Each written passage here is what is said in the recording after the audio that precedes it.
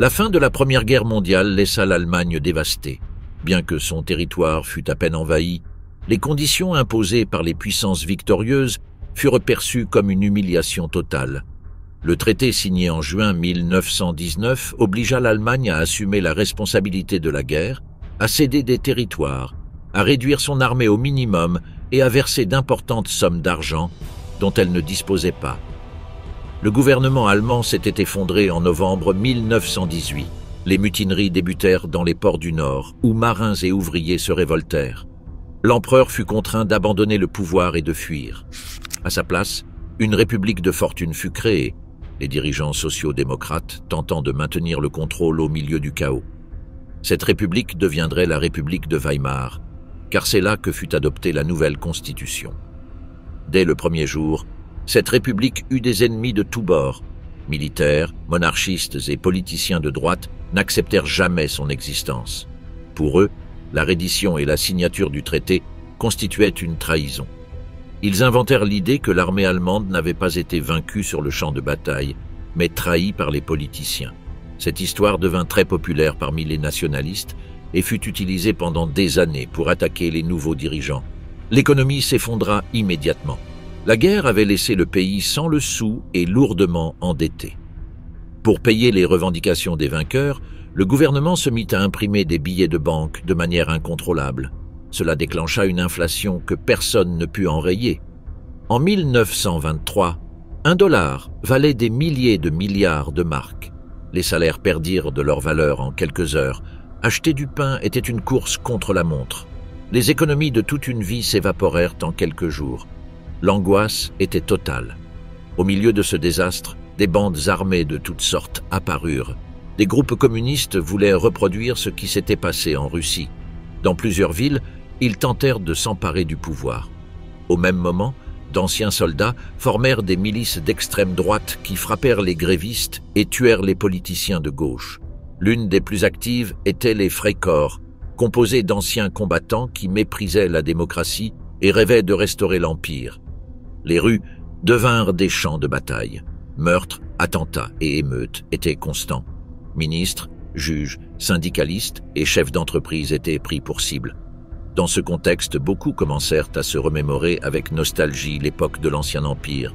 Pour eux, la République n'apportait que chaos et insécurité, et ils avaient des raisons de le penser. L'armée fut réduite par le traité. Elle ne pouvait compter que sur 100 000 soldats. Ce n'était même pas suffisant pour protéger les frontières. La police ne suffisait pas. Dans de nombreuses régions, des groupes armés ou des autorités locales régnaient. L'État était faible et cela se voyait. Le nouveau système politique prévoyait le vote universel, un parlement et des règles modernes. Mais il ne fonctionnait pas bien. Il y avait trop de partis. Personne n'obtenait de majorité et les gouvernements ne duraient que peu de temps. Les gens voyaient bien que la démocratie ne résolvait rien. Les puissances victorieuses ne quittaient pas le pays. Des troupes étrangères occupaient des régions du pays, comme la Ruhr, et veillaient à ce que l'Allemagne respecte ses accords. Cela suscita encore plus de colère au sein de la population. La presse de droite utilisa ces événements pour parler d'humiliation et de trahison. Dans ce contexte, des groupes jusque-là considérés comme fous émergèrent. Leurs idées extrémistes commencèrent à paraître moins étranges. Ils parlaient de nationalisme, d'antisémitisme, de fermeté et de fierté nationale. L'un de ces groupes s'appelait le Parti des travailleurs allemands. Il était petit mais très actif. Il se réunissait dans des brasseries et parlait de reconquérir le pays. Un ancien soldat du nom d'Adolf Hitler assistait à l'une de ces réunions. Il avait combattu au front sans grand succès, mais il parlait haut et fort et savait créer des liens. Les dirigeants du groupe le remarquèrent. En peu de temps, il devint leur porte-parole principal. Son discours mêlait haine, culpabilité et promesses de vengeance. Il affirmait que les Juifs, les communistes et les politiciens avaient détruit l'Allemagne. Et beaucoup le crurent. Ce petit parti changea de nom et devint le Parti national-socialiste des travailleurs allemands. Il était encore minoritaire, mais les bases étaient posées. La République ne pouvait ni assurer l'ordre ni la nourriture. Les gens avaient peur et cherchaient des réponses.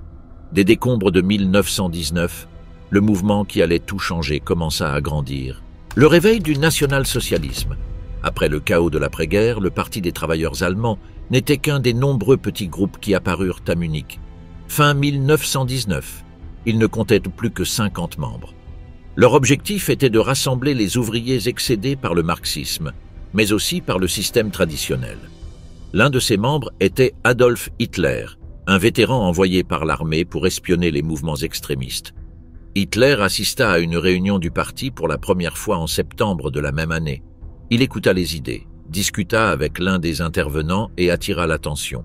Le chef du groupe, Anton Drexler, l'invita à le rejoindre. Hitler accepta. C'était un homme sans but, sans emploi stable, sans éducation et sans famille. Mais son talent oratoire en fit rapidement le principal agitateur du groupe. En 1920, le parti décida de changer de nom et devint le Parti national-socialiste des travailleurs allemands. C'était un étrange mélange d'idées nationalistes et sociales. Le nom était destiné à attirer les ouvriers, mais aussi les patriotes et les anciens soldats. Ils choisirent comme symbole une croix gammée noire sur fond blanc et rouge, les couleurs de l'ancien empire. La même année, ils lancèrent un programme en 25 points. Ils appelaient à l'unification de tous les Allemands, à l'abrogation du traité de Versailles, à davantage de terres pour le peuple, à la fin de l'immigration et à l'expulsion des Juifs. Ils voulaient un État fort, sans corruption, une presse libre et un capitalisme étranger. Ils mêlaient idées antisémites, racistes et autoritaires aux revendications populaires. Le groupe était encore petit, mais il gagnait en visibilité à Munich. Hitler devint l'orateur principal. Il remplit les brasseries de discours enflammés. Il attaqua les communistes, les juifs, les hommes politiques et les hommes d'affaires. Il promettait de restaurer la fierté, de punir les traîtres et de sauver la patrie. Son style était agressif et théâtral. Il utilisait son corps, sa voix et ses gestes pour enflammer le public. En 1921, Hitler parvint à prendre le contrôle total du parti. Il s'imposait à ses rivaux internes et exigeait une obéissance totale. Il voulait tout décider, le programme, les alliés, la direction. Pour y parvenir, il lui fallait une force de choc. Il la créa avec d'anciens soldats et de jeunes violents. Elle prit le nom de section d'assaut, ou SA. Sa mission était de protéger les rassemblements nazis et de disperser ceux des rivaux. La SA portait des chemises brunes et se comportait comme une armée. Elle frappait les communistes, perturbait les rassemblements et marchait en ordre. Il s'agissait de nombreux vétérans frustrés et sans emploi, en quête d'action. Pour eux, le parti était un moyen de poursuivre le combat. Hitler les utilisait pour montrer sa force et instiller la peur. Il lui donnait également une image d'ordre face au chaos général. Entre 1920 et 1923, le parti connut une croissance rapide. Ils commencèrent à publier leur propre journal, Der Völkischer Beobachter.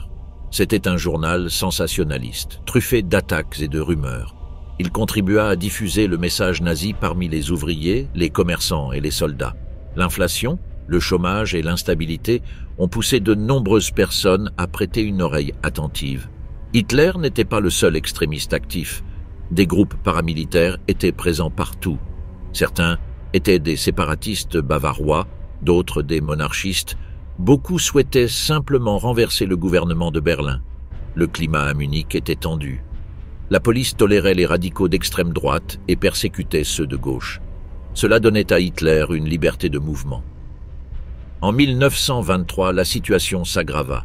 Les troupes françaises occupèrent la Ruhr, le cœur industriel de l'Allemagne. Le gouvernement réagit passivement. L'inflation grimpa encore plus haut. Le mark valait moins que le papier sur lequel il était imprimé. Les salaires se perdaient en heures. La nourriture était rare. Nombreux étaient ceux qui blâmaient les politiciens et l'establishment. Hitler pensait que son heure était venue. Il décida d'imiter Mussolini qui, un an plus tôt, avait marché sur Rome avec ses chemises noires. Hitler préparait une action similaire, un coup d'État depuis Munich pour prendre Berlin. Mais il manquait de moyens ni de soutien suffisant. Le 8 novembre 1923, Hitler et environ 600 hommes armés entrèrent dans une brasserie où le gouverneur de Bavière prenait la parole. Ils l'encerclèrent, le forcèrent à déclarer son soutien et prirent le contrôle des lieux. Ce fut le début du putsch de Munich.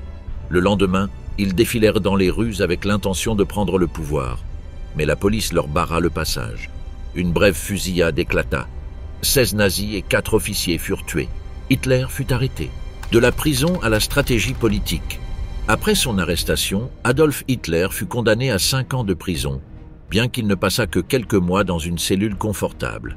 Il profita de cet emprisonnement pour écrire un livre dans lequel il exposait sa vision politique complète, intitulée Mein Kampf. Il y exprimait son rejet du système parlementaire, son ambition d'une Allemagne puissante et sa haine des Juifs et des marxistes. De sa détention, Hitler comprit qu'une nouvelle tentative violente serait vouée à l'échec. Dès sa libération en 1924, il entreprit de modifier la stratégie du mouvement. Son plan était de s'emparer du pouvoir en utilisant les règles existantes. Il voulait faire du parti nazi une force puissante et légale, utilisant les votes plutôt que les armes. Bien qu'il fût toujours un homme recherchant le contrôle total, il privilégiait désormais la voie légale pour y parvenir. Le parti nazi était divisé après le coup d'État manqué. Certains partisans souhaitaient poursuivre le combat direct dans la rue, d'autres ne lui faisaient plus confiance. Hitler, cependant, réaffirma le contrôle absolu du parti dès sa sortie de prison. Afin de s'assurer que personne ne conteste son pouvoir, il établit des règles claires au sein du parti. Aucun membre ne pouvait critiquer ses ordres, et lui seul décidait de la voie à suivre. En 1925, le parti nazi fut entièrement réorganisé. Adolf Hitler imposa une structure verticale. Il était au sommet, aux commandes. En dessous de lui, il plaçait des cadres intermédiaires qui ne dépendaient que de lui. Le groupe paramilitaire, jusque-là dispersé appelé SA, fut réactivé et placé directement au service du parti, non pas comme un groupe autonome, mais comme un instrument de pression et de coercition dans la rue. La même année, Mein Kampf fut publié et vendu comme une sorte de guide politique pour ceux qui partagèrent ses idées. Bien que vendu peu d'exemplaires au début, il devint avec le temps un ouvrage incontournable pour comprendre ses opinions. Rien n'était caché. Il parlait ouvertement de son plan d'élimination des Juifs, de son désir de conquérir des territoires à l'Est et de son intention de renverser le système des partis. Joseph Goebbels, initialement plus proche des socialistes radicaux, rejoignit le parti nazi et fut ébloui par le style de parole d'Adolf Hitler. Dès qu'il l'entendit, il comprit qu'il n'y avait pas d'autre dirigeant possible. Goebbels commença à utiliser la propagande comme un outil essentiel pour attirer les jeunes, les chômeurs et les vétérans. Il transforma discours, pamphlets et symboles en armes aussi efficaces que les poings de la SA. Parallèlement, Heinrich Himmler commença à se distinguer par sa discipline, son fanatisme et sa capacité à contrôler les structures internes. Il gravit les échelons au sein du mouvement jusqu'à prendre le commandement d'un nouveau groupe plus loyal, la SS. Cette force naquit comme une section spéciale, soumise uniquement à Hitler, plus fermée, plus obéissante, et dotée d'une vision de pureté bien plus extrême que la SA. Au cours des années suivantes, le parti connut une lente croissance. Aux élections de 1924, il remporta quelques sièges au Parlement, avant de perdre encore davantage. Beaucoup pensèrent que le mouvement était terminé, mais Hitler ne se découragea pas. Il maintint le contrôle d'une main de fer et se consacra à son expansion régionale. Il créa un réseau de dirigeants locaux qui diffusèrent le message de porte en porte dans les villes, les usines, les universités et parmi les soldats retraités. Le parti s'appuya sur des événements de masse pour renforcer son image. Les rassemblements, peuplés de drapeaux, de torches et de musique martiale, devinrent partie intégrante du style nazi. Chaque événement était conçu pour laisser une image forte dans la mémoire collective. Goebbels le savait et l'exploita. Contrairement aux autres partis, les nazis ne proposaient pas de programme complexe. Ils proposaient des ennemis, de la force et un leader qui disait exactement ce que beaucoup voulaient entendre. En 1928, ils participèrent à nouveau aux élections. Bien qu'ils ne remportèrent que 12 sièges, ils utilisèrent ce léger gain pour démontrer leur retour. C'était le signe que le parti, malgré sa petite taille, était vivant. Pendant ce temps, la situation économique du pays se dégradait. Le chômage augmentait et la confiance dans les partis traditionnels s'effritait. L'aide étrangère apportée par le plan Dawes n'était plus aussi fiable. De nombreux économistes avertissaient que la dépendance aux prêts étrangers était une bombe à retardement. En 1929, cette bombe explosa. Le krach boursier aux États-Unis emporta les banques allemandes. En quelques mois, des milliers d'entreprises fermèrent leurs portes, le chômage augmenta comme jamais auparavant et les files d'attente pour les repas s'allongeaient. Le désespoir se faisait sentir dans tous les quartiers. C'est à ce moment-là que le message d'Hitler commença à résonner avec la plus grande force. Alors que les partis traditionnels se disputaient sans parvenir à un accord, il se présentait comme la seule figure ferme. Dans ses discours, il n'offrait aucune solution technique. Il criait, pointait du doigt et promettait que les vrais Allemands reprendraient le contrôle du pays. La crise offrait le terrain idéal pour la croissance. Joseph Goebbels intensifia sa propagande. Il utilisait le chômage, la misère et la peur comme support constant de ses messages. Chaque pamphlet dépeignait un peuple trahi, un système pourri et un avenir possible uniquement avec Adolf Hitler à sa tête. Les images étaient directes, file d'attente pour la fin, visage triste, ouvriers ruinés. Le parti promettait travail, fierté, sécurité et châtiment pour les traîtres. Parallèlement, les chefs d'entreprise commencèrent à s'intéresser de près au mouvement. Bien qu'ils ne partageaient pas pleinement sa violence ni ses idées raciales, ils voyaient en Hitler quelqu'un capable d'arrêter les communistes. De grands industriels, comme Fritz Thyssen, commencèrent à financer le parti. Ils voulaient un frein au chaos, une figure forte, quelqu'un pour mettre fin aux grèves et protéger les biens. Hitler, sans abandonner sa rhétorique radicale, commença à modérer certaines des méthodes employées pour obtenir ce soutien. Le parti modifia également sa structure organisationnelle. Il créa des sections par âge, profession et région. Les jeunes avaient leur propre groupe, avec des activités et un endoctrinement. Les femmes aussi. Des cours, des excursions et des célébrations furent organisés, le tout dans le but de se forger une identité. Chaque membre faisait partie d'une machine qui fonctionnait avec discipline et obéissance. Les dirigeants locaux recevaient des ordres directs de Munich, siège du parti. Les sociétés anonymes continuèrent de se développer. En 1929, elles comptaient des dizaines de milliers de membres. Bien que surveillées par la police, elles opéraient librement dans de nombreuses régions. Elles frappaient leurs opposants, perturbaient les événements rivaux et protégeaient les réunions du parti. Dans plusieurs villes, elles opéraient comme une force parallèle. Elles étaient craintes et, en même temps, considérées par certains secteurs comme les garantes de l'ordre face au chaos. La figure d'Hitler acquit une importance absolue. Il déterminait chaque étape. Personne ne parlait sans son approbation ni ne remettait en question ses décisions. Goebbels le présentait comme un guide. Sur les affiches, son visage occupait le devant de la scène. Lors des rassemblements, sa voix dominait la scène. L'idée que lui seul pouvait sauver le pays était répétée sans relâche. La base sociale du parti s'est également élargie. Alors qu'au début, il attirait principalement des vétérans de guerre et des petits commerçants, il comprenait désormais des chômeurs, des paysans ruinés et des jeunes sans avenir. Le message était simple, ils étaient victimes d'une élite corrompue et d'ennemis internes. Le parti se présentait comme un mouvement populaire, discipliné et déterminé. Le saut électoral vers le pouvoir. En septembre 1930, le Parti national-socialiste des travailleurs allemands réalisa une percée inattendue. Il passa de 12 à 107 sièges au Parlement. Il était le deuxième groupe le plus important, derrière le Parti social-démocrate. Ce vote démontra que le discours d'Adolf Hitler avait touché une part importante de la population. L'impact de la crise économique et du chômage de masse se reflétait directement dans les urnes. Joseph Goebbels mena une campagne intense. Ils remplirent les villes d'affiches, organisèrent des rassemblements de rue et utilisèrent la radio et les haut-parleurs. Ils présentèrent Hitler comme un homme fort, capable de fournir des réponses lorsque tout le monde restait silencieux.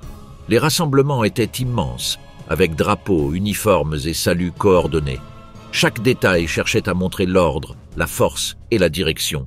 Les usines fermaient, les banques faisaient faillite et la pauvreté augmentait. De nombreux Allemands voyaient que le système ne fonctionnait plus. Adolf Hitler ne parlait pas de plan technique. Il promettait justice, châtiment des responsables et un pays à nouveau grand. Le message était simple et direct. Il n'avait pas besoin d'explications. Il suffisait d'écouter et de décider. La SA intensifia ses actions. Elle protégeait les rassemblements du parti, patrouillait dans les quartiers et frappait les rivaux politiques. La police, débordée ou indifférente, intervenait à peine. Dans de nombreuses villes, le groupe opérait en toute liberté.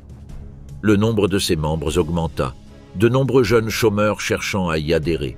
Les élites commencèrent à s'en rendre compte. Certains hommes d'affaires et banquiers voyaient dans le parti une force utile contre le communisme. Fritz Thyssen lui-même se rapprocha. Des lignes de financement furent ouvertes. Des réunions privées eurent lieu et des accords discrets furent conclus.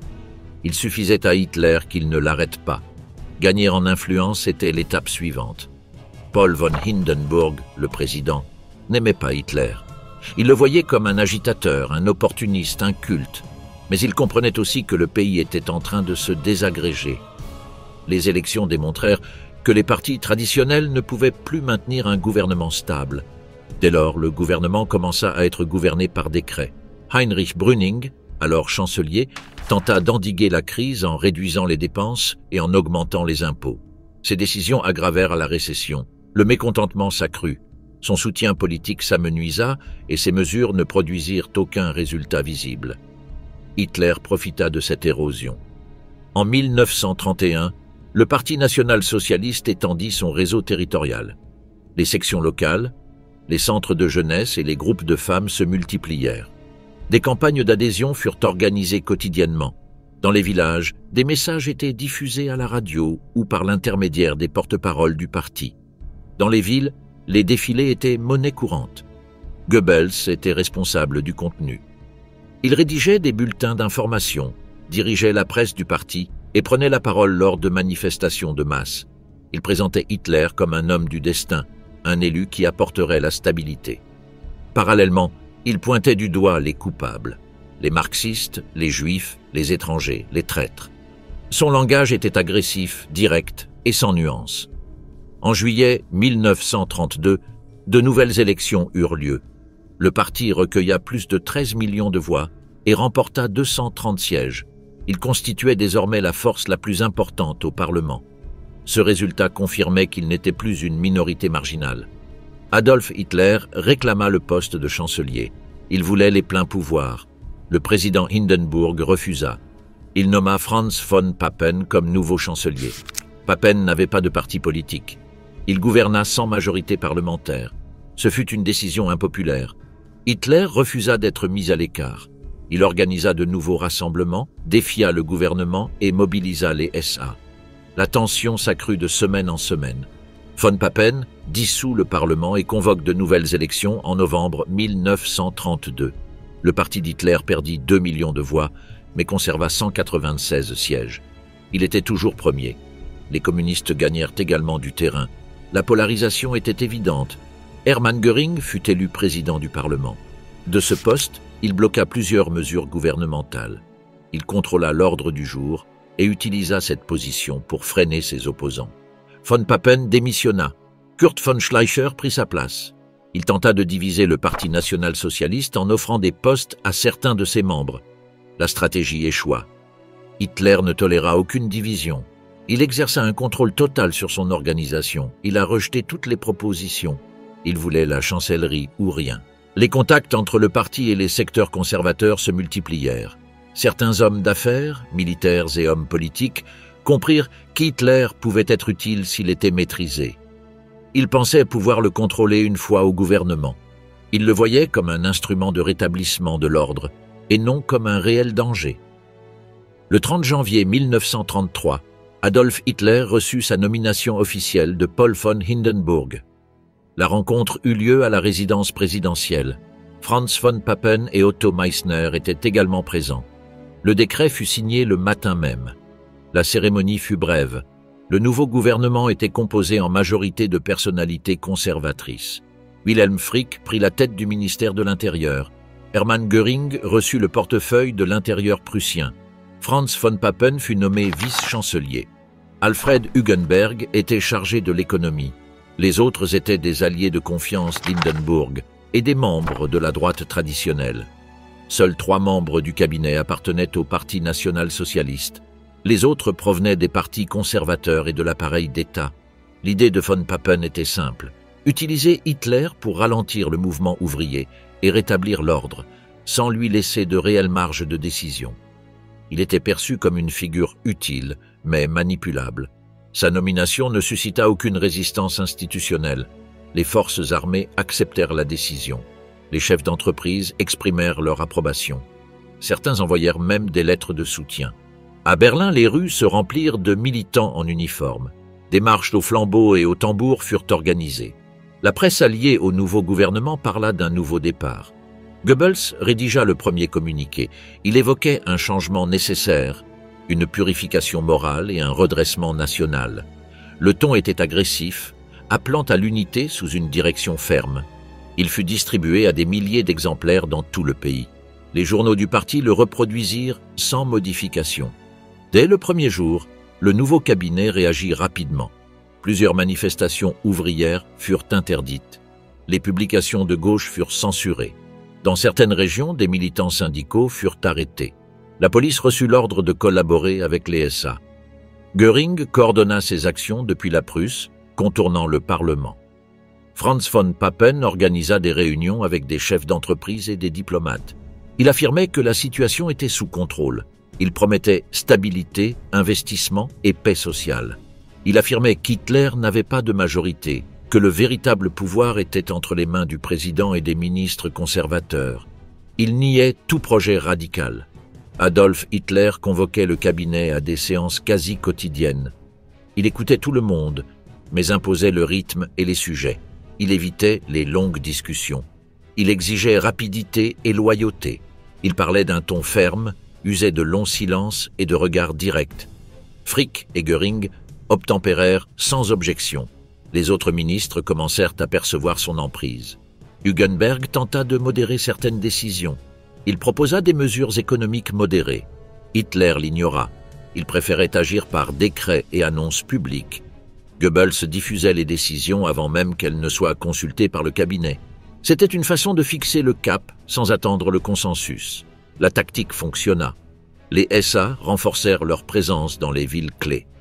Elles organisèrent des patrouilles, intimidèrent les rivaux politiques et occupèrent les bâtiments publics. Les autorités locales n'opposèrent aucune résistance. Göring ordonna à la police de coopérer ou de rester en dehors. De nombreux officiers en uniforme sympathisaient avec le parti. D'autres craignaient des représailles. Un nouveau bureau de propagande fut créé. Goebbels le dirigeait depuis Berlin. Il contrôlait les affiches, les tracts, les émissions de radio et les articles de journaux. Le discours était uniforme. Ordre, travail, unité et discipline. Les sujets techniques étaient évités. Des phrases courtes, des images fortes et des symboles reconnaissables étaient utilisés. Au cours des 15 premiers jours du nouveau gouvernement, 30 décrets furent adoptés, la plupart affectant les droits civiques, le contrôle de la presse ou autorisant les arrestations sans mandat. L'objectif était clair: éliminer les adversaires, renforcer le contrôle interne et consolider la structure du pouvoir. Les partis du centre et de droite n'opposèrent aucune résistance. Certains pensaient pouvoir maîtriser Hitler de l'intérieur. D'autres faisaient confiance à Hindenburg. Ils pensaient que le président userait de son autorité pour limiter les excès. Personne n'agit avec détermination. Les syndicats semblaient désorientés. La gauche était divisée. Le 13 février, la dissolution du Parlement fut annoncée. De nouvelles élections furent convoquées pour mars. Hitler voulait sa propre majorité. Il lança une vaste campagne. Il parcourut le pays en avion. Il prit la parole dans les stades, sur les places, dans les gares et dans les usines. Les rassemblements avaient lieu quotidiennement, toujours dans le même décor. Goebbels organisait des défilés nocturnes, des concerts et des émissions de radio. Les villes étaient couvertes d'affiches à son effigie. Il se présentait comme le sauveur national. Il déclarait que le pays devait choisir entre le chaos et l'ordre. Son ton était agressif mais efficace. La réaction de l'opinion publique grandissait. Le 4 mars, Göring mena une opération de grande envergure à Berlin. Des centaines de communistes, de socialistes et de critiques du gouvernement furent arrêtés. Les bureaux de presse de gauche furent fermés. Des imprimeries, des stations de radio et des brochures furent saisies. Cette mesure était justifiée comme une mesure préventive contre un éventuel sabotage. Le 27 février, le bâtiment du Parlement fut incendié. La police arrêta un jeune communiste néerlandais nommé Marinus van der Lubbe. Hitler et Göring utilisèrent cette excuse. Ils affirmèrent que cela faisait partie d'un plan plus vaste visant à prendre le pouvoir. Un décret d'urgence fut rédigé. Le document fut signé le lendemain. Il suspendait les droits individuels, autorisait la détention sans procès et autorisait l'intervention de la police dans tous les États. Il s'appliquait à l'ensemble du pays. C'était la première étape légale vers la dictature. Le gouvernement agit sans délai. Franz von Papen ne protesta pas. Alfred Hugenberg soutint la mesure. Paul von Hindenburg signa sans objection. Seuls quelques juges exprimèrent des doutes. Personne ne les écouta. Le pouvoir était concentré. Hitler n'était plus seulement chancelier. Il contrôlait l'appareil répressif de l'État. Des hommes d'affaires offrirent un soutien financier pour les élections de mars. Ils collectèrent des fonds, organisèrent des événements et publièrent des publicités en soutien au parti. Ils n'exigeaient aucune condition. Ils voulaient seulement la stabilité et des garanties contre le communisme. Hitler promit les deux. Dictature en marche, contrôle et propagande. Le 5 mars 1933, l'Allemagne retourna aux urnes. Le parti d'Hitler cherchait à obtenir la majorité absolue pour s'assurer le contrôle du Parlement. En pleine campagne, l'incendie du Parlement permit l'application du décret présidentiel suspendant les droits civiques. Les communistes furent lourdement persécutés. De nombreux candidats furent éliminés, d'autres ne purent même pas apparaître en public. Le jour du scrutin, les rues étaient envahies de drapeaux, d'uniformes et de gardes armés. La SA et la police patrouillaient près des bureaux de vote. Les journaux officiels annonçaient que seule une victoire complète apporterait la stabilité. Les militants du parti travaillaient par roulement. Ils portaient des bulletins de vote, faisaient pression sur les électeurs et remplissaient les urnes. Le résultat ne fut pas celui escompté. Le parti d'Hitler obtint 43% des voix. C'était son meilleur résultat à ce jour, mais il restait encore loin du contrôle du Parlement. Malgré cela, avec le soutien des nationalistes d'Alfred Hugenberg, il parvint à obtenir une majorité simple. Les communistes furent exclus par décret. Cela modifia la répartition des sièges. Le régime commença à bouger. Le 21 mars, une cérémonie fut organisée à Potsdam, dans l'église des rois de Prusse. Paul von Hindenburg apparut en grand uniforme. Hitler arriva en costume sombre. Il s'inclina devant le président. L'image fit la une des journaux à des milliers de reprises. L'événement servit à démontrer l'unité entre l'ancien et le nouveau pouvoir. 2 jours plus tard, le 23 mars, le Parlement se réunit pour voter une loi qui bouleversait complètement les règles. La loi dite d'habilitation autorisait le cabinet à promulguer des règlements ayant force de loi sans passer par le Parlement. Il fallait les 2/3 pour l'approuver. Les sociaux-démocrates votèrent contre, mais les autres la soutenaient. Les communistes n'étaient pas présents. Beaucoup avaient été arrêtés, d'autres se cachaient. Certains avaient fui le pays. Le président du Parlement autorisa leur siège à ne pas être comptabilisés dans le quorum. La manœuvre fut légalisée sans discussion. La loi fut adoptée sans entrave. Dès lors, le gouvernement put agir sans contrôle. Adolf Hitler ne perdit pas de temps. En avril, l'expulsion des fonctionnaires juifs de la fonction publique fut ordonnée. Les publications d'opposition furent suspendues. Les gouvernements régionaux furent interpellés. Des commissaires au plein pouvoir furent nommés dans chaque État fédéral. Le pays devint une structure centralisée. Les décisions étaient prises depuis Berlin. Le 1er mai fut déclaré fête nationale du travail. Des défilés, des marches et des rassemblements de masse furent organisés. Les dirigeants syndicaux furent invités en signe de bonne volonté. Le lendemain, leurs bureaux furent occupés par la SA. Les dirigeants furent arrêtés.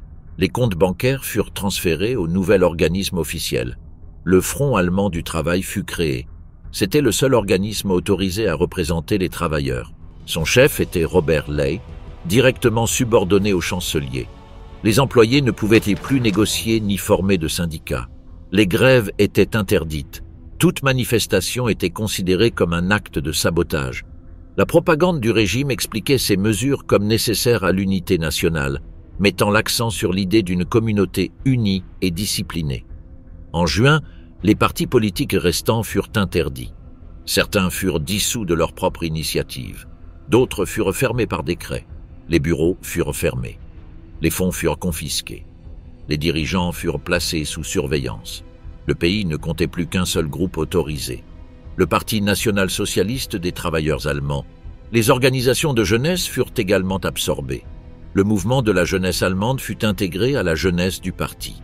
Les activités sportives, de camping et culturelles furent placées sous supervision directe. L'uniforme, le salut et les chants furent unifiés. L'objectif était d'élever une nouvelle génération dans la discipline et l'obéissance. La structure du pouvoir fut rapidement consolidée. Chaque région avait un chef régional du parti. Chaque ville avait un chef local. Chaque quartier avait un chef de quartier. C'était un réseau organisé par niveau. Tous rendaient compte au chef supérieur. Chaque ordre descendait en ligne droite. Chaque niveau surveillait celui qui lui était inférieur. La police fut purgée. Les officiers fidèles à la République furent mis à la retraite. Ceux qui montraient des affinités avec la nouvelle ligne furent promus. Des unités spéciales furent créées. Elles étaient formées aux techniques d'interrogatoire, de contrôle des foules et d'arrestation rapide. Les prisons accueillaient de nouveaux détenus chaque semaine. Le ministère de l'Intérieur publia de nouvelles réglementations. Des listes d'auteurs interdits furent ajoutées. Les associations civiles furent dissoutes. Les manuels scolaires furent réécrits. Des inspecteurs visitèrent les salles de classe, les bibliothèques et les centres communautaires. Toute trace d'opposition fut éliminée. Une image unique du pays fut également promue. La figure d'Adolf Hitler commença à apparaître sur des portraits, des billets de banque, des timbres, des livres, des albums et des gravures. Il était présenté comme un dirigeant fort, protecteur du peuple, défenseur de la patrie. Les stations de radio se firent l'écho de sa voix. Des discours furent diffusés sur les chaînes de télévision. Les cinémas ouvraient leurs portes avec des actualités produites par le gouvernement. Les journaux furent rapidement pris d'assaut. Les rédacteurs en chef recevaient des ordres de Berlin. Les titres, les images et les commentaires étaient examinés. Les publications indépendantes furent fermées ou absorbées. Chaque article devait se conformer au message officiel. Les stations de radio étaient tenues de diffuser des reportages quotidiens. Les discours du chancelier occupèrent les heures de grande écoute. Joseph Goebbels fut nommé ministre chargé du contrôle des contenus diffusés au public. Depuis son bureau, il révisait les scénarios, supervisait les tournages et préparait les campagnes. Des semaines thématiques furent organisées dans les médias. Chaque message devait renforcer une idée, le nouvel État, l'ordre rétabli, l'ennemi intérieur, l'obéissance comme devoir. Les universités furent évaluées par des comités du parti. Les enseignants qui ne s'y adaptaient pas étaient renvoyés. Ceux qui faisaient preuve d'un engagement envers la ligne officielle étaient promus. Les programmes d'études furent ajustés. Les cursus furent modifiés. L'histoire fut enseignée à partir d'une version unique. Les étudiants utilisaient des textes révisés par le bureau central. Le système judiciaire fut reconfiguré. Des juges loyaux furent nommés. Les réglementations qui entravaient les décrets furent supprimées. Des tribunaux spéciaux furent créés pour traiter les affaires de trahison, de sabotage et de propagande ennemie. Les audiences étaient rapides. Les condamnations étaient prononcées sur le champ. Il n'existait aucun droit à une défense complète ni à un appel. La police politique se développa. Un bureau central de renseignement fut créé. De nouveaux agents furent formés. Des réseaux d'informateurs furent organisés. Chaque quartier avait ses propres chefs. Chaque lettre était scrutée. Chaque appel téléphonique pouvait être surveillé. Les arrestations se faisaient sans mandat. Les cellules étaient remplies de prisonniers politiques. Les enseignants devaient prêter serment de loyauté. Chaque directeur devait signaler toute activité suspecte. Les champs scolaires furent remplacés. Les cartes représentèrent une nouvelle géographie. Les biographies autorisées furent limitées aux personnalités autorisées. Les mots, les symboles et même les couleurs furent standardisés. La culture fut placée sous un contrôle unique. Les médecins devaient adhérer à l'organisation du parti. Les soins médicaux furent réglementés. Des dossiers médicaux détaillés étaient exigés. Ces listes servaient à mettre en œuvre des politiques sélectives. Des cliniques privées furent saisies. Les hôpitaux publics furent placés sous surveillance. Certains projets de recherche furent interdits. D'autres furent promus avec l'approbation officielle. Les artistes furent convoqués à des réunions. On leur rappela que toute œuvre devait servir le peuple. Les expositions furent surveillées. Les galeries privées reçurent des visiteurs inattendus. Les œuvres non conformes furent retirées. Des expositions itinérantes furent organisées pour promouvoir le nouveau style. Sculpteurs, peintres et musiciens durent s'adapter. Les églises furent contraintes de se plier aux règles. Une fédération nationale, contrôlée par des dirigeants approuvés, fut promue. Certains pasteurs acceptèrent, d'autres résistèrent. L'accès aux médias, aux ressources ou aux permis leur fut refusé. Les licences furent révoquées. Les sermons furent révisés. Toute critique indirecte fut sanctionnée. Un contre-groupe au sein du clergé se forma. Les registres d'état civil furent réorganisés. Des déclarations d'origine ethnique furent exigées. De nouvelles catégories furent créées sur les documents. Les mariages furent évalués par des comités locaux. Les certificats furent délivrés uniquement à ceux qui répondaient à certains critères. Les couples reçurent des recommandations officielles.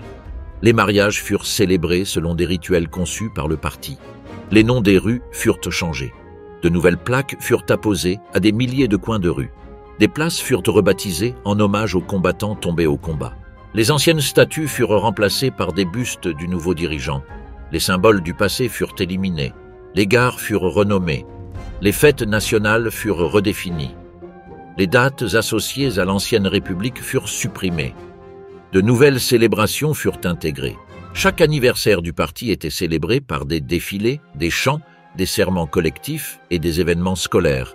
Des tracts contenant des instructions étaient distribués. Les familles étaient tenues de décorer leur maison de drapeau. Les fonctionnaires suivaient des cours obligatoires. Leur comportement était évalué. Les antécédents familiaux étaient examinés. La participation aux événements du parti était obligatoire. La présence aux réunions était surveillée. Tout écart était noté. Des dossiers étaient constitués. Les promotions dépendaient de la loyauté. Les licenciements étaient immédiats en cas de doute. Les usines furent intégrées au système national du travail. Les propriétaires signèrent des accords. Des normes communes furent appliquées. Des portraits devaient être accrochés dans les salles de classe. Des instructions provenaient du ministère du Travail. Des dons au fonds patriotique étaient sollicités. Les employés étaient évalués sur leur comportement civique. Les quartiers populaires étaient décorés de slogans. Des jeux collectifs étaient organisés.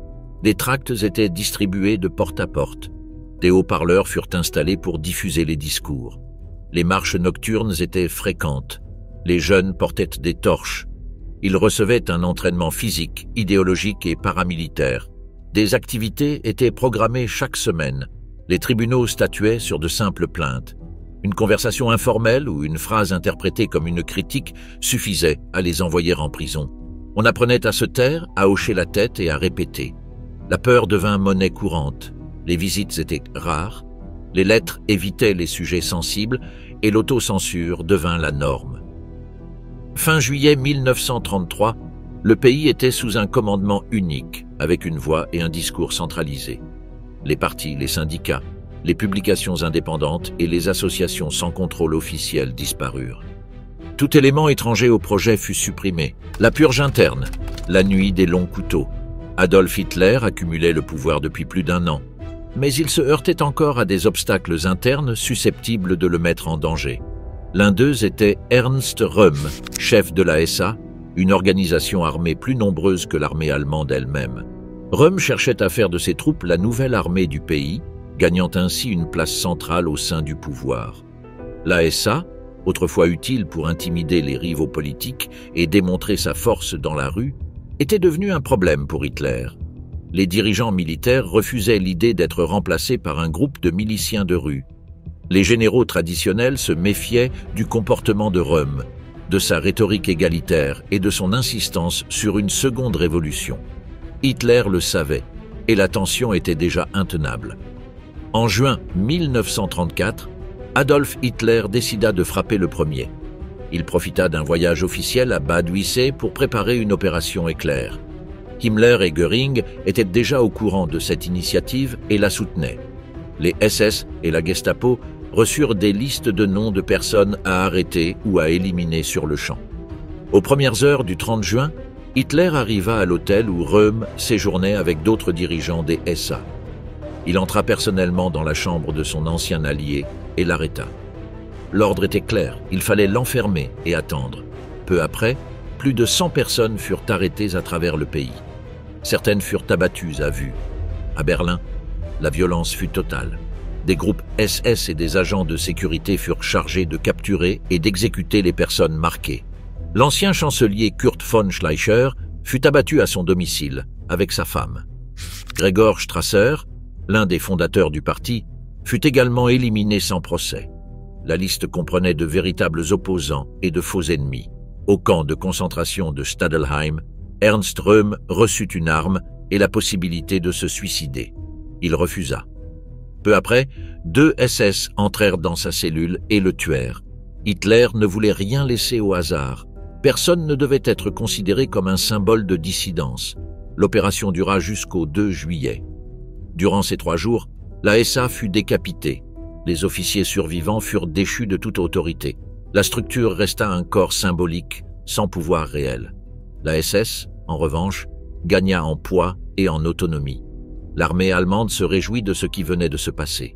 Les généraux, qui craignaient d'être remplacés par la milice de Röhm, comprirent qu'Hitler leur avait tendu la main. Quelques jours plus tard, ils prêtèrent serment de loyauté personnelle à Hitler, et non à l'État ni à la Constitution.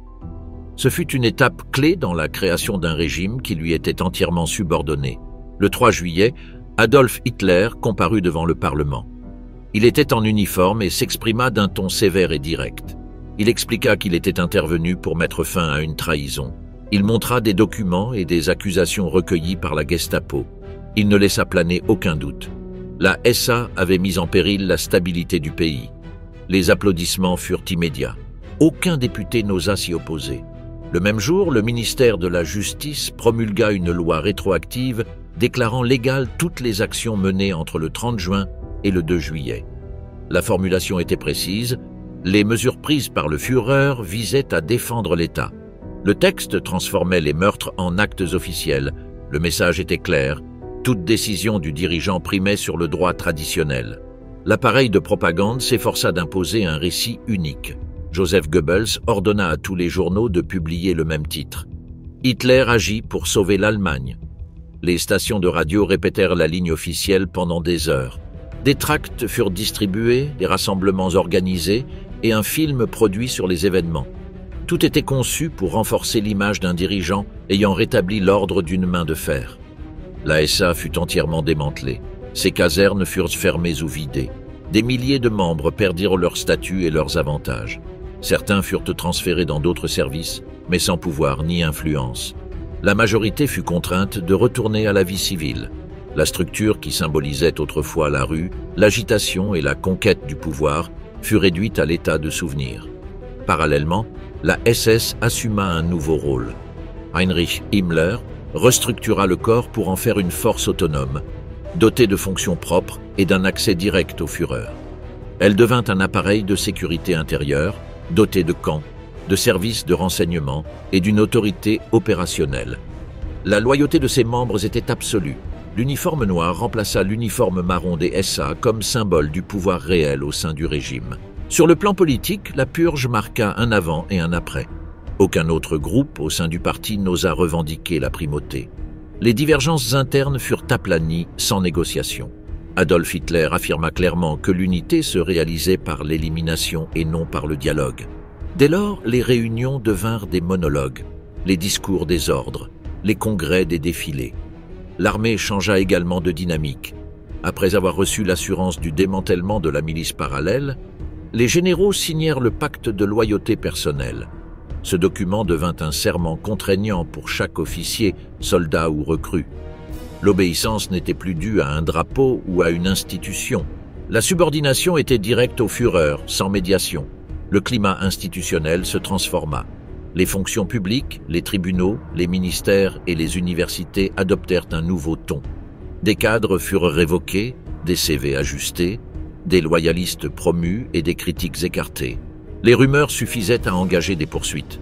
Les postes étaient attribués sur la base de la confiance et non du mérite. L'efficacité céda le pas à l'obéissance. Les alliés conservateurs du régime comprirent le message. Hommes d'affaires, chefs religieux et dirigeants provinciaux commencèrent à reproduire ce style.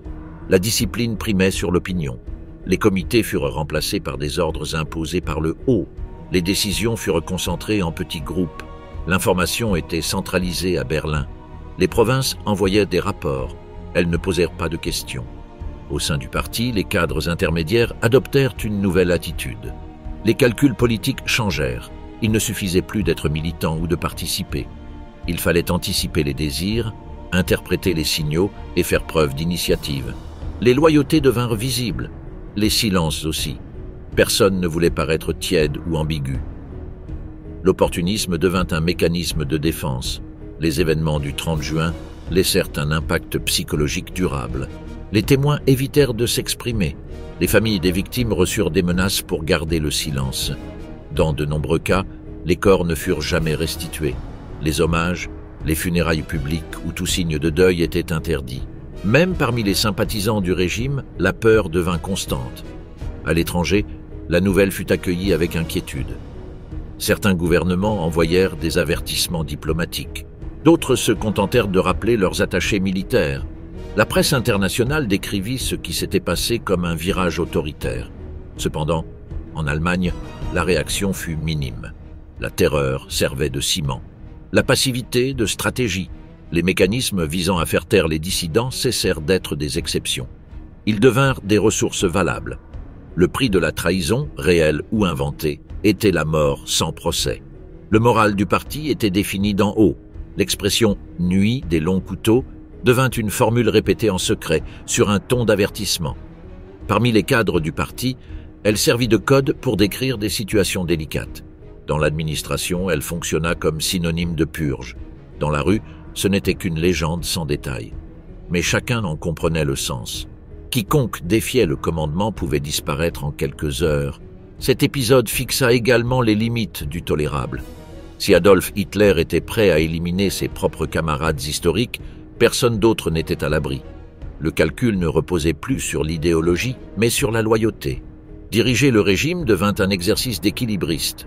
L'ascension impliquait un risque. La chute était définitive.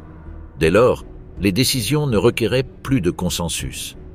Un signal de la chancellerie suffisait pour changer le cours d'une politique, fermer une institution ou remplacer un cabinet entier. Le capital et le Reich, l'alliance des entreprises. Après avoir éliminé Ernst Röhm et consolidé son emprise sur l'armée, Adolf Hitler concentra sa stratégie sur l'obtention du soutien du monde des affaires. Depuis son arrivée au pouvoir, les dirigeants économiques avaient anticipé le rejet des syndicats par le régime, sa rhétorique anticommuniste et ses promesses d'ordre. Mais l'incertitude subsistait quant aux véritables projets économiques du nouveau gouvernement. En 1934, Hitler commença à dissiper ses doutes. L'une des premières mesures fut de garantir aux grands patrons que leurs biens, leurs investissements et leurs marges de manœuvre resteraient intactes. Les expropriations, typiques des autres mouvements radicaux, furent exclues. Les rencontres avec des figures clés du monde industriel, comme Gustav Krupp et Fritz Thyssen, devinrent fréquentes. Le message était clair. L'État souhaitait la coopération et non l'intervention. Parallèlement, le Parti national-socialiste dissolvait complètement les syndicats indépendants. L'ancienne structure syndicale fut remplacée par le Front allemand du travail, dirigé par Robert Ley. Cette nouvelle organisation visait à aligner les travailleurs sur les intérêts du régime. Les grèves furent supprimées et les salaires fixés sans négociation collective. L'industrie célébra cette stabilité de l'emploi. L'appareil d'État commença à organiser de grands projets de travaux publics. Autoroutes, ponts et canaux devinrent des vitrines pour le nouveau gouvernement. Ces initiatives créèrent non seulement des emplois, mais permirent également aux entreprises fidèles au parti de conclure des contrats. L'attribution des projets fut de plus en plus liée à la proximité du pouvoir. Les entreprises de construction affiliées au parti furent prioritaires. Celles qui émettaient des réserves furent exclues. En 1935, l'industrie lourde commença à ressentir les effets de la politique de réarmement. Les commandes d'acier, de charbon et de machines augmentèrent. Les usines d'armement reçurent de nouvelles commandes. Les autorités proposèrent des contrats sans appel d'offres, avec acompte et clause de confidentialité. L'investissement privé progressa au rythme des dépenses militaires. Le secteur bancaire trouva également un terrain fertile pour la croissance. Des institutions comme la Deutsche Bank et la Dresdner Bank accordèrent des prêts aux nouvelles industries de guerre. Les opérations étaient garanties par l'État, qui assumait les risques en échange de leur loyauté. Les profits étaient élevés et les contrôles faibles. Pendant ce temps, le ministère de l'économie, dirigé par Hjalmar Schacht, maintenait une politique monétaire flexible et négociait directement avec les principales chambres de commerce. Hitler déléguait la gestion économique à ses ministres, mais surveillait de près les relations politiques. Il tenait des réunions privées avec des hommes d'affaires clés et offrait des garanties de continuité. En contrepartie, il exigeait un engagement envers les objectifs du régime. Ce pacte n'était pas formel, mais il était clair. Un soutien financier en échange de protection et d'expansion. Les contributions au parti se multiplièrent et de nombreuses entreprises créèrent des fonds occultes pour financer les activités du NSDAP. Le réarmement était au cœur de cette alliance. Les industries liées au secteur militaire devinrent des piliers du nouveau système. Les usines d'avions, de chars et d'armement augmentèrent leurs capacités. La création d'emplois masqua le détournement massif de ressources à des fins de guerre. Le chômage diminuait, mais les statistiques étaient manipulées. Les femmes, les juifs et les travailleurs forcés étaient exclus du décompte officiel. Durant cette période, Hitler renforça le contrôle idéologique sur le monde des affaires. Les dirigeants des chambres de commerce, des guildes et des associations sectorielles furent remplacés par des membres du parti. Les décisions ne répondaient plus uniquement à des critères économiques, mais aussi politiques. L'obéissance devint une condition pour obtenir des contrats, des licences ou l'accès aux devises. Les expositions industrielles organisées par le régime devinrent des vitrines de propagande. Présentées comme la preuve de la renaissance économique de l'Allemagne, elles dissimulaient pourtant un réseau de dépendance entre le pouvoir politique et les grands groupes économiques. Chaque projet servait un double objectif, modernisation et contrôle. L'économie était façonnée selon les besoins du parti. Toute forme d'opposition syndicale était éliminée, la concurrence extérieure restreinte et les alliés favorisés. Le système ne laissait aucune place à la dissidence. Les décisions étaient prises d'en haut et la marge de manœuvre des entreprises dépendait de leur proximité avec le parti. Parallèlement, la politique économique s'orientait vers un réarmement total. Le bureau du plan quadriennal, lancé en 1936, définissait les secteurs clés: acier, caoutchouc, pétrole synthétique, aluminium et armement. Des programmes de substitution aux importations furent conçus et des co-entreprises furent créées pour développer des technologies propriétaires. Chaque nouvelle usine était liée à l'effort militaire, même si elle était présentée comme une avancée industrielle. Le régime encourageait également l'intégration des jeunes dans l'économie dirigée. Des programmes de formation technique furent créés en lien avec les usines d'État ou alliés. L'endoctrinement commençait à l'école et se poursuivait dans des ateliers organisés par le Front allemand du travail. Discipline, obéissance et subordination constituaient les fondements du modèle. Dans les zones rurales, les coopératives furent réorganisées. Toute forme d'autogestion fut éliminée et une structure hiérarchique fut imposée, les délégués du parti décidant de la répartition des ressources. Les prix agricoles étaient fixés par les autorités et les excédents étaient affectés à des réserves stratégiques. La propriété restait privée, mais son utilisation était soumise aux objectifs de l'État. Le recours au travail forcé commença à être organisé de manière préliminaire à ce stade. Bien que le système généralisé d'esclavage qui allait se développer des années plus tard n'existait pas encore, des expériences étaient déjà en cours avec des prisons et des camps d'internement. Les autorités assignaient à certains entrepreneurs des contingents de travailleurs détenus dans des conditions opaques. Ce fut une répétition générale de ce qui allait suivre. Sur le plan international, le régime cherchait à maintenir l'image d'un pays en voie de redressement. Les visites diplomatiques comprenaient des visites d'usines modèles, de stades modernes et d'autoroutes. Les chiffres du chômage étaient falsifiés et les rapports financiers ajustés pour afficher un équilibre. L'objectif était d'attirer des crédits étrangers sans révéler la véritable orientation militaire de l'économie. L'élite économique s'adapta progressivement. Certains acceptèrent par pragmatisme, d'autres par conviction. Les profits étaient élevés et la marge de manœuvre dépendait de la proximité avec le pouvoir. De nombreuses entreprises développèrent leurs propres canaux de communication avec les dirigeants du parti. Dons, avantages en nature, voyages et faveurs étaient offerts. La relation était directe, fonctionnelle et sans contrôle. Fin 1936, l'économie allemande fonctionnait déjà selon une logique totalement subordonnée au projet politique. Il n'y avait aucune place pour les initiatives qui ne correspondaient pas aux objectifs du régime. La bureaucratie économique servait de filtre idéologique. Les décisions étaient prises au sommet du parti et mises en œuvre verticalement. L'appareil économique était prisonnier de cette structure. Exclusion raciale et loi de Nuremberg. En septembre 1935, lors du congrès du parti de Nuremberg, Adolf Hitler présenta un ensemble de règlements officialisant l'exclusion légale des Juifs d'Allemagne. Ces dispositions, connues sous le nom de loi de Nuremberg, furent rapidement rédigées par le ministère de l'Intérieur et validèrent sur le papier ce qui était déjà imposé en pratique depuis 2 ans. la marginalisation totale du peuple juif de la société allemande. La première loi définissait qui était considéré comme juif. Elle reposait sur des critères généalogiques et non religieux. Toute personne ayant 3 grands-parents juifs ou plus était considérée comme juive, quelle que soit sa foi ou son identité culturelle. 2 grands-parents juifs suffisaient pour être étiquetés comme métis au premier degré. Le système établissait des hiérarchies raciales. L'appartenance était scellée par la lignée et non par le comportement. Il était impossible d'échapper à cette catégorie. L'étiquette était permanente. La seconde loi déchut les Juifs de leur citoyenneté. Ils cessèrent d'être citoyens du Reich. Ils ne conservèrent que le statut de sujet sans droit politique.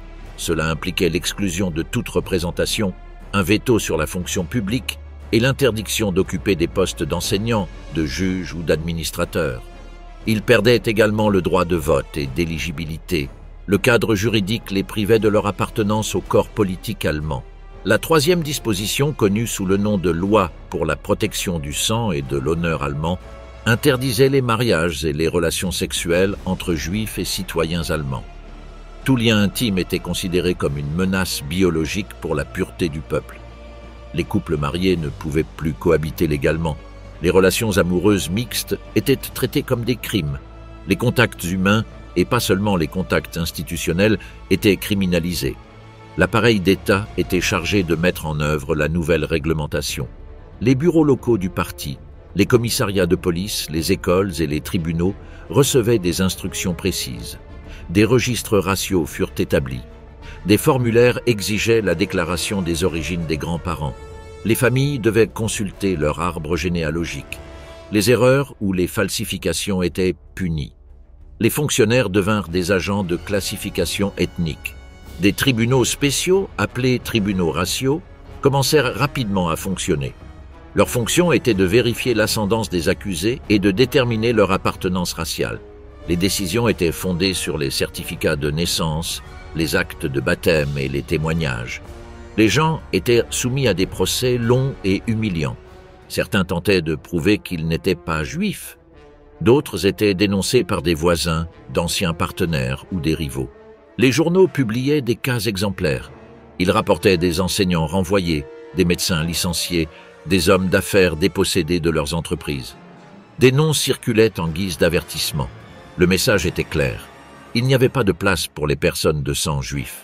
Les lois étaient appliquées même dans les zones rurales et reculées. La surveillance était constante. Les informateurs étaient omniprésents. La peur d'être identifié contraignait les familles à couper les ponts. La police avait pour instruction d'agir sans délai. Les descentes dans les cafés, les cinémas et les parcs étaient fréquentes. Les agents identifiaient les personnes présentes et examinaient les documents. Si des couples mixtes étaient découverts, ils étaient séparés et arrêtés. Les hommes étaient présentés devant des juges. Les femmes étaient interrogées. Le soupçon d'une relation avec un juif suffisait à ruiner une carrière ou à détruire une famille. Les plaintes fondées sur la jalousie, la vengeance ou les intérêts personnels se multipliaient. La presse officielle a renforcé le discours racial. Joseph Goebbels, du ministère de la Propagande, a promu des campagnes glorifiant la pureté allemande. Des magazines pour la jeunesse ont montré des images de familles aryennes idéales. Des films ont diffusé des messages sur les dangers du métissage. Dans les écoles, les enseignants ont intégré la biologie raciale au programme. Des mesures crâniennes, des analyses faciales et des tests d'origine ont été effectués. Les entreprises ont rejoint le processus. Nombre d'entre elles ont commencé à licencier leurs employés juifs sans justification légale. D'autres ont affiché des pancartes à leur vitrine. Entrée interdite aux juifs. Les transports publics ont été restreints. Les universités ont refusé l'inscription aux étudiants d'origine non aryenne.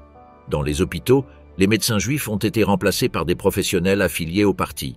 Les associations professionnelles ont expulsé leurs membres désignés. Dans la sphère privée, les effets furent dévastateurs. Les voisins de longue date cessèrent de se saluer. Les invitations disparurent. Les commerces rejetèrent les clients familiers. L'exclusion sociale s'accompagna de l'exclusion légale.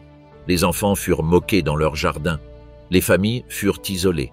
Les déménagements forcés se multiplièrent. Nombreux furent ceux qui commencèrent à chercher des moyens de quitter le pays, bien que les obstacles bureaucratiques rendirent la tâche de plus en plus difficile. Les dirigeants du parti célébrèrent l'efficacité des mesures.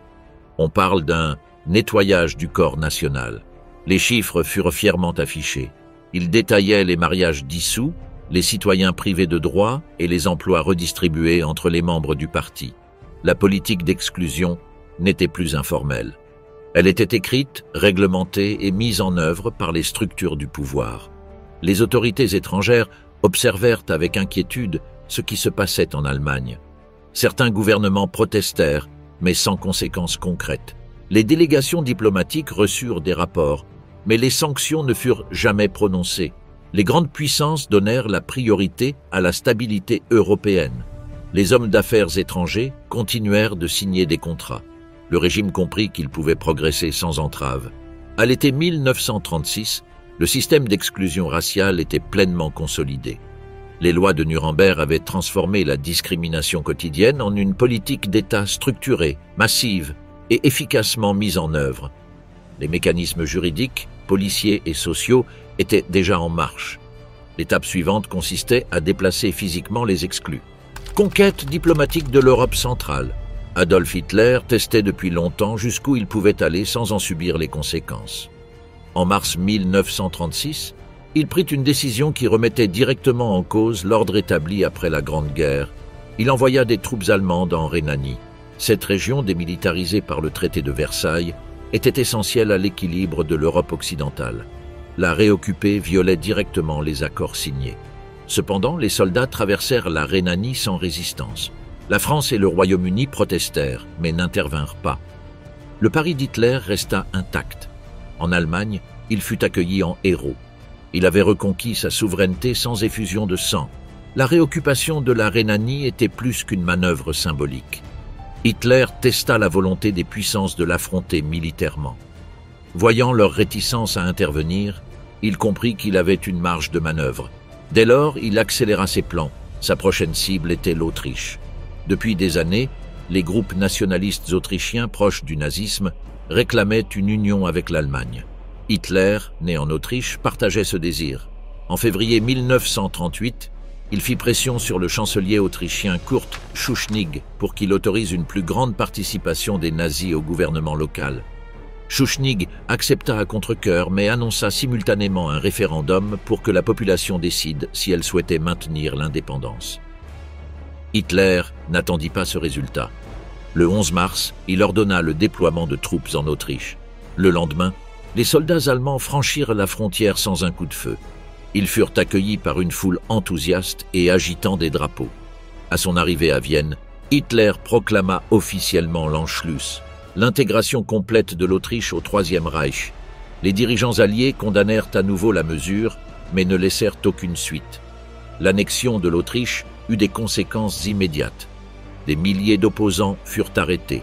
Les Juifs autrichiens commencèrent à être persécutés. Les lois raciales de Nuremberg furent immédiatement appliquées. Parallèlement, la propagande nazie diffusa des images d'accueil populaire pour justifier l'opération comme une réunification légitime. Hitler apparut dans les rues de Vienne en leader vénéré. Le message était clair. Son influence s'étendait sans rencontrer de réels obstacles. Après ce succès, Hitler tourna son attention vers la Tchécoslovaquie. À l'extrême ouest de ce pays se trouvaient les Sudètes, peuplés d'une importante minorité germanophone. Le régime nazi estimait que cette population était discriminée et exigeait son intégration au Reich. Tout au long de l'année 1938, il intensifia la pression diplomatique. Parallèlement, des groupes pro-nazis présents dans les Sudètes agitaient le climat politique. Le gouvernement tchécoslovaque refusait de céder. Il bénéficiait du soutien militaire de la France et avait conclu des accords avec l'Union soviétique. Cependant, ni Paris ni Londres ne souhaitaient un nouveau conflit. En septembre de la même année, le Premier ministre britannique Neville Chamberlain et son homologue français Édouard Daladier se rendirent à Munich pour négocier directement avec Hitler. Le dictateur exigea la reddition immédiate des Sudètes. Aux premières heures du 30 septembre, les puissances signèrent un accord autorisant l'Allemagne à annexer cette région sans résistance. La Tchécoslovaquie, qui n'était pas invitée à la réunion, fut contrainte d'accepter. De retour à Londres, Chamberlain annonça avoir obtenu la paix. À Berlin, Hitler considéra cela comme une victoire totale. L'annexion des Sudètes renforça l'idée que le Troisième Reich pouvait s'étendre sans coup férir. Hitler était parvenu à modifier les frontières par la pression, les menaces et une diplomatie agressive. Chaque avancée affaiblissait ses voisins et renforçait son image sur le plan intérieur. L'armée, les chefs d'entreprise et la population célébraient la croissance du pays sans les pertes qu'impliquait une guerre ouverte. Les Sudètes étant aux mains des Allemands, l'industrie tchèque, ses lignes défensives et une grande partie de sa production d'armement restaient sous contrôle nazi. Hitler n'avait pas besoin d'une invasion totale pour obtenir un avantage stratégique. L'année suivante, la Tchécoslovaquie serait complètement démembrée. En 3 ans, le Troisième Reich était parvenu à s'étendre territorialement sans combat. La communauté internationale avait cédé à chaque fois qu'Hitler avait accru les enjeux. Les leçons de la Rhénanie, de l'Autriche et des Sudètes démontraient que tandis que les puissances hésitaient, il avançait. L'équilibre européen avait été rompu sans batailles officielles, seulement par des défilés militaires, des discours publics et des menaces calculées. La Pologne sous le feu des critiques, le début de la guerre. Début 1939, Adolf Hitler avait déjà réussi à intégrer la Rhénanie, l'Autriche et les Sudètes au Troisième Reich sans coup férir. Mais son ambition ne s'arrêtait pas là. Il visait la Pologne, pays qui avait recouvré son indépendance après la Première Guerre mondiale et qui bénéficiait d'un accès à la mer grâce au corridor polonais, une bande de terre qui séparait la Prusse orientale du reste de l'Allemagne. Le régime nazi avait lancé une intense campagne médiatique pour présenter la Pologne comme une menace. La propagande évoquait des abus présumés contre la minorité allemande vivant en territoire polonais. De plus, Hitler revendiquait le contrôle de la ville libre de Danzig et exigeait un rattachement territorial entre l'Allemagne et la Prusse orientale. Les autorités polonaises refusaient de céder. Varsovie savait que toute concession serait suivie de nouvelles exigences. En mars 1939, Hitler rompit publiquement les accords de Munich signés avec le Royaume-Uni et la France. Le même mois, il occupa le reste de la Tchécoslovaquie, démontrant ainsi l'inefficacité de sa parole diplomatique. En réponse à cette avancée, Londres et Paris annoncèrent qu'ils garantiraient l'indépendance de la Pologne. Le message était clair. Si l'Allemagne attaquait, ce serait la guerre. Hitler ne s'y dissuada pas. En août, ses diplomates négocièrent secrètement avec l'Union soviétique. Le 23 du même mois, le pacte Ribbentrop-Molotov était signé. Officiellement, il s'agissait d'un pacte de non-agression. En pratique, il comprenait des clauses secrètes prévoyant le partage de l'Europe de l'Est. L'Allemagne obtiendrait la Pologne occidentale, tandis que l'URSS s'emparerait de la Pologne orientale et des pays baltes. Ce pacte étant signé, Hitler disposait d'une voie libre pour lancer son offensive. Aux premières heures du 1er septembre 1939, les troupes allemandes franchirent la frontière polonaise. L'invasion fut menée selon une stratégie coordonnée combinant unités terrestres, divisions blindées et frappes aériennes. Ce fut la première démonstration du style de guerre que les nazis appelèrent Blitzkrieg ou guerre éclair. Les défenses polonaises, bien que vaillantes, ne réussirent pas à stopper l'avancée. La Luftwaffe bombarda routes, gares et villes. Varsovie fut attaquée par les airs dès les premiers jours. La machine allemande avançait rapidement, coupant les lignes de communication et semant le chaos. Les images des colonnes de chars traversant les villages polonais annonçaient un nouveau type de conflit. Rapide, brutal et implacable. Le 3 septembre, le Royaume-Uni et la France tinrent leurs promesses. Ils déclarèrent la guerre à l'Allemagne. Cependant, pendant des semaines, ils ne menèrent aucune véritable offensive. Ce fut le début de ce qui allait plus tard être appelé la drôle de guerre. Pendant ce temps, la Pologne combattait seule. Le 17 septembre, profitant de la situation, l'Union soviétique envahit le pays par l'Est. Le pays se retrouva pris entre deux puissances qui avaient convenu de sa destruction. En moins d'un mois, l'État polonais cessa d'exister en tant qu'entité souveraine. Varsovie tomba le 28 septembre. Les autorités furent arrêtées, déportées ou éliminées. Les zones occupées par l'Allemagne furent placées sous administration militaire, tandis que la région orientale resta aux mains des Soviétiques. Des millions de civils furent pris au piège du conflit. Exécutions, camps d'internement et déportations commencèrent immédiatement. L'attaque contre la Pologne marqua le tournant final. La Seconde Guerre mondiale était désormais une réalité. La stratégie d'Hitler consistant à s'emparer de territoires sans opposition directe était révolu. Dès lors, il allait devoir affronter des ennemis armés et déterminés. Malgré cela, il était convaincu que sa supériorité militaire lui donnerait l'avantage. Le régime nazi misait sur une guerre courte, rapide et victorieuse. L'invasion de la Pologne révéla également la nature du projet nazi. Il ne s'agissait pas seulement de redessiner les frontières. Les autorités allemandes lancèrent immédiatement un processus systématique d'élimination des dirigeants politiques, des intellectuels, des enseignants, des prêtres et de toute personnalité susceptible de représenter l'identité nationale polonaise. Ce fut le début d'une politique d'occupation brutale et de reconfiguration ethnique qui s'étendrait à tous les territoires conquis. L'opération consolida finalement la domination d'Adolf Hitler sur l'appareil militaire et politique du Reich. La Wehrmacht démontra son efficacité et la Gestapo étendit son réseau dans les territoires occupés. Les SS commencèrent à déployer leurs méthodes de contrôle et de répression à grande échelle.